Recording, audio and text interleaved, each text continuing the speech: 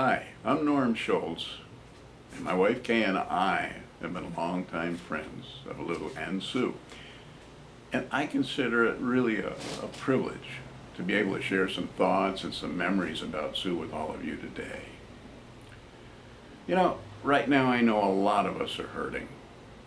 And that's because Sue, I think, was such a bright light in all of our lives that's been turned off against our will.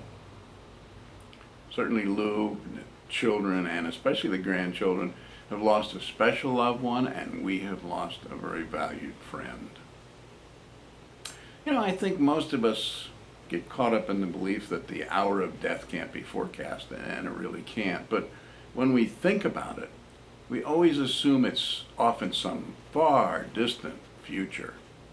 It really never occurs to us that it has any connection to our moment in time. And in Sue's case, because she was such a fighter, and because we all celebrated the victories in the past, we're having trouble accepting, and we're struggling with the fact that she just couldn't do it one more time. I think this special service and the celebration of her life is just great, and I'm so glad to be just a small part of it, because this woman had a wonderful impact on all of us in many ways. Yeah, it's frankly hard for me to remember when we first met Lou and Sue. We figured probably about 40 years ago. Back then, I'm sure I had a little more hair. As a matter of fact, I can remember Sue saying to me, "Schultz, nice comb over." If Sue was anything, she was witty and she was sure direct. Our first meeting had to be at the Lake County Yacht Club, but more importantly, that was the beginning of many summers where we would cruise our boats together on all the Great Lakes. I mean, from Saginaw to Toronto. I'll bet you the Lou Sue was definitely in those ports at one time or another, and we were just happy to be tagging along behind. Why, I even remember cruising. Lou and Sue had purchased this 36 double cabin motor yacht in Lake Michigan over near Chicago, and we had to cruise that boat all the way back around the lakes to Cleveland. Great adventures. On a professional level, I got to see Sue really shine. She was, for more than 5 years, my executive assistant at the Lake Erie Marine Trades Association.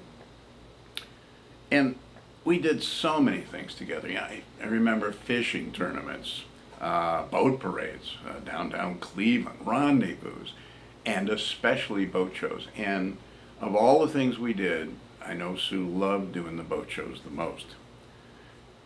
From the outside looking in, it probably looked to everybody like, just producing boat shows was a lot of fun, and it was. But it was also very stressful because we were trying to please hundreds of exhibitors and thousands of people who were coming to the show. None of that was easy. But in most of those situations, I saw Sue's uncanny ability to make everyone around her feel secure, feel important, and feel comfortable.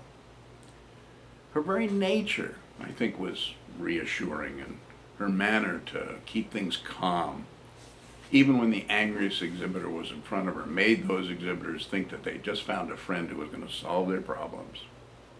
Yeah, in today's vernacular, that's how I think Sue rolled.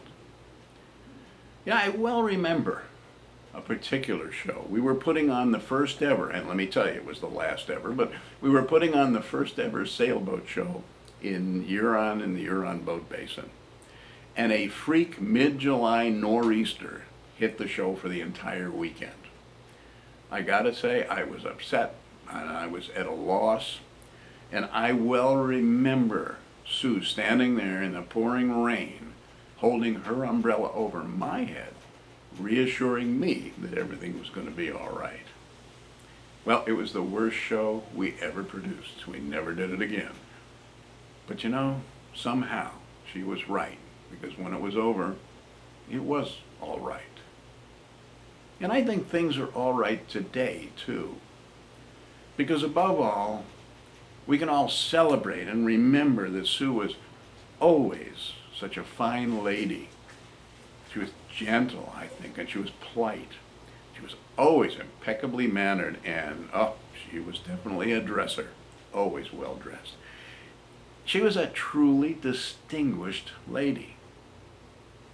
And when I think of her in those terms, I got to tell you, I think of the song, "Smile, though your heart is aching." And I can hear Sue.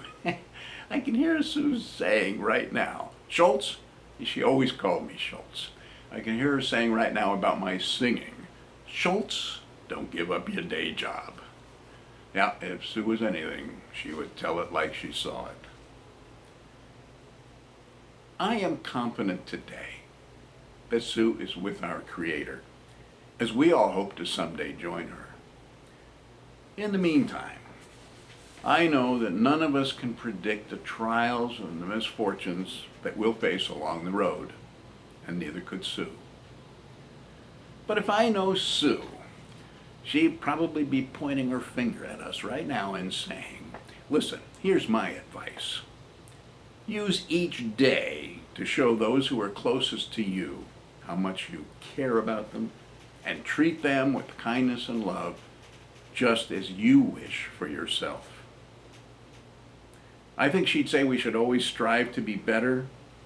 I think she would say that someday, if we're blessed with the chance to look back, she hopes that our time here will reflect that we spent it well, that we made a difference, and that our fleeting presence here on this earth had a lasting impact on the lives of those people around us. And certainly that was Sue's for us. And to Sue, let me just say, today is our chance to celebrate a great life and to thank you for the way you brightened our lives. And I will forever be grateful to have been a small part, Sue, of your life's journey. So we celebrate that today. And I thank you. And God bless to all.